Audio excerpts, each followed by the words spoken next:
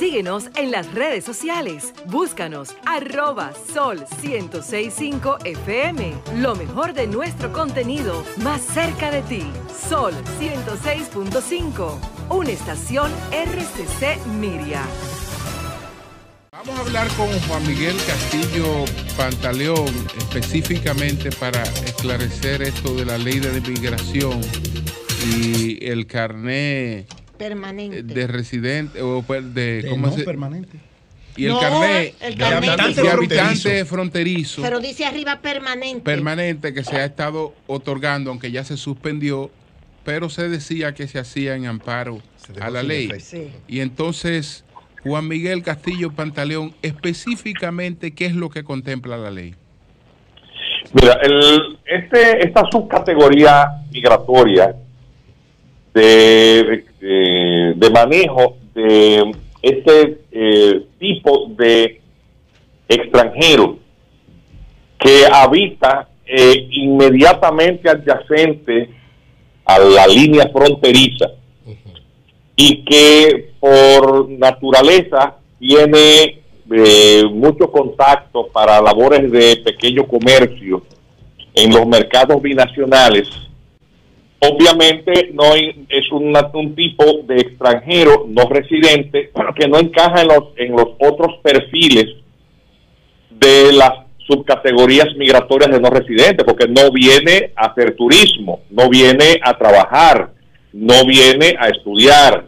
Es decir, no encaja en ninguna de las otras categorías, y por eso cuando se redactó la ley y su reglamento de aplicación, se estableció esta subcategoría migratoria. Es el tiempo de duración o permanencia está circunscrito al del mismo día en que ingresa, es decir, cuando se abre la puerta de el paso fronterizo legal, debe de retornar a su país antes del cierre de la puerta.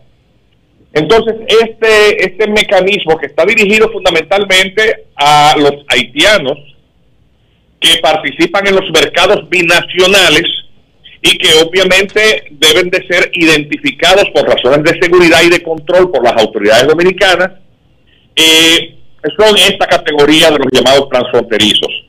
Pero en modo alguno un carnet de este tipo puede ser expedido, porque el reglamento así lo exige, sin la constatación de los documentos de identidad del país de esta persona, y en modo alguno, peor aún, se puede otorgar un carnet que autorice la permanencia, porque esto es absolutamente ilegal, de estos extranjeros.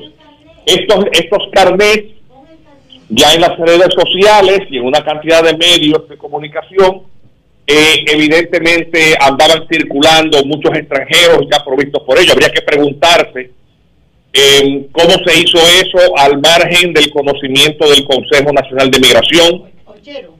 Habría que preguntarse de dónde salieron los recursos, porque las imágenes que aparecen incluso tienen un código QR, y eso cuesta dinero. ¿Quién pagó eso? ¿Se les cobró a estos extranjeros alguna tasa para su entrega y provisión? Porque eso cuesta dinero. Un documento certificado de esto tiene un costo. Entonces hay una cantidad de preguntas que quedan en el aire, más allá de la retractación o la posposición de lo que había sido anunciado que iba a ser puesto ya en marcha en una de las provincias fronterizas, en el caso de Pedernales. Pero lo cierto es que ya hay una cantidad de extranjeros con esos carnets. Entonces, en conclusión, no puede decirse que esto tenía, digamos, respaldo de la ley. Imposible, porque solamente basta verlo. Además, eso en términos de legalidad, es decir, hay una evidente falta de legalidad en la expedición de esto, porque habla de permanencia. Esto no es para esos fines. Y cuando ves las menciones o exigencias de estos carnets, apenas indican un nombre, unos datos mínimos, es un nombre, y lo que dice es nacionalidad y fecha de nacimiento, pero no tiene documento, ni cédula, ni pasaporte, nada de ese extranjero. Y eso es una exigencia. Bien. Además, el Estado Dominicano tiene que guardar un registro. Miren, Haití está en un proceso de anarquía absoluta, porque en el momento actual Haití carece de instituciones, es decir, no hay gobierno formalmente, hay gente que ejerce de alguna manera una autoridad parcial, pero sin legitimidad y con escaso control sobre el territorio de la población. Y obviamente en una circunstancia de anarquía como esta, los aumentos de las presiones migratorias es natural que se produzcan.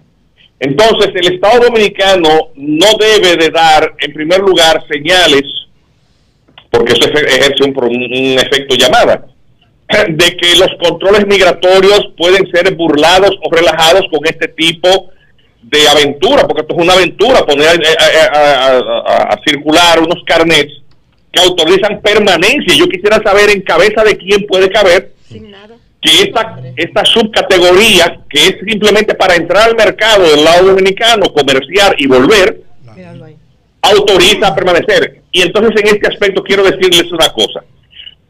Si tú le otorgas una cantidad de carnets a extranjeros para que permanezcan aquí, se los empiezas a dar a los haitianos también que están de este lado, porque es que en las provincias fronterizas hay una enorme cantidad de haitianos con condición migratoria ilegal. Si tú dices solamente por habitar, le estás legitimando una permanencia que de por sí es ilegal, violas la ley.